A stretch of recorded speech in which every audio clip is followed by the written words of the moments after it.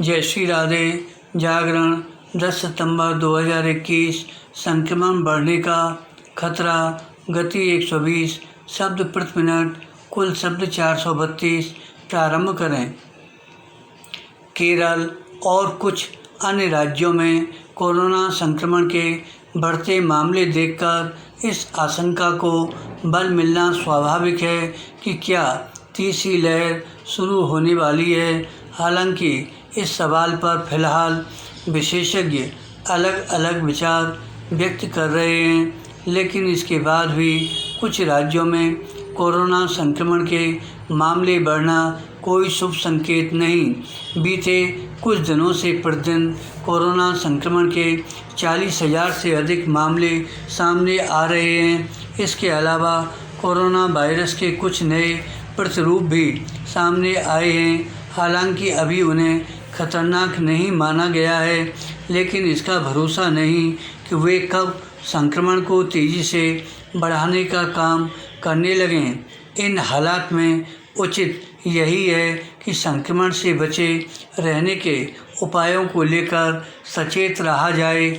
मुश्किल यह है कि दूसरी लहर का समापन न होने और तीसरी लहर की आशंका के सिर उठाए रहने के बाद भी आम लोग अपेक्षित सावधानी का परिचय नहीं दे रहे हैं। भीड़ भाड़ वाले स्थानों में बड़ी संख्या में लोग बिना मास्क के तो दिखते ही हैं।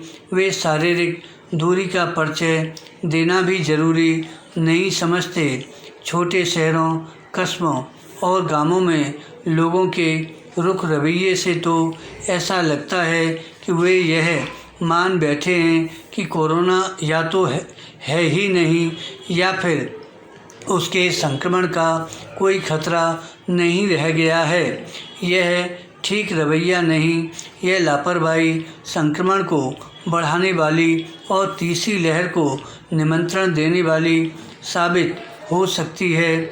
ऐसा न हो, इसके लिए राज्य सरकारों और उनके प्रशासन को सक्रियता दिखानी होगी। निसंदेह इसका यह मतलब नहीं कि वे ऐसी शक्ति बरतें कि उसके नतीजे में आर्थिक व्यापारिक गतिविधियों पर बुरा असर पड़े।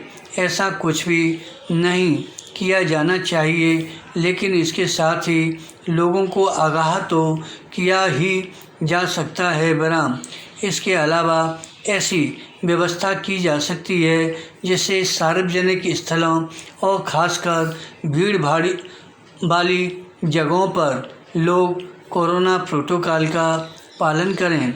इसके लिए आवश्यक हो तो जागरूकता अभियान नए सिरे से चलाया जाना चाहिए।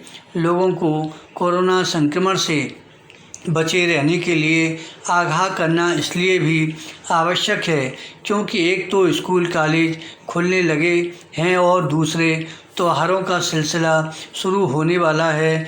वास्तव में कोरोना संक्रमण से बचे रहने के उपायों को अपनाने और आर्थिक व्यापारिक गतिविधियों को बल देने के बीच संतुलन बैठाने की आवश्यकता है। इस आवश्यकता की पूर्ति तभी संभव है जब आम लोग जरूरी सतर्कता बरतने के साथ टीका लगवाने में प्राथमिकता का परिचय देंगे। जिन लोगों ने अभी टीके की पहली खुराक भी नहीं ली, उन्हें तो अवश्य ऐसा करना चाहिए। धन्यवाद।